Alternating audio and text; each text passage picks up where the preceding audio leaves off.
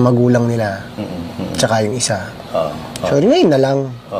Nakabuelo-buelo. Lahat naman yan. Hindi naman huli ang lahat. Eh. Kung meron. Yun lang yun.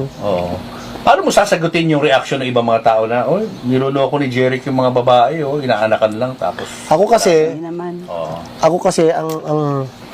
pag yung babae, naanakan mo, hindi mo mahal, anong tawag doon?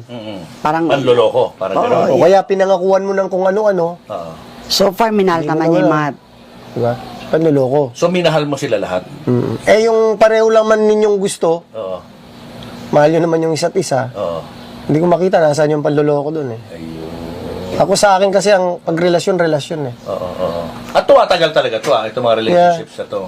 Sabay-sabay nga lang.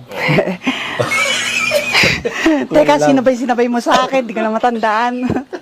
Nung nalaman mo na lahat na yan. Alam mo ba, Julius, akala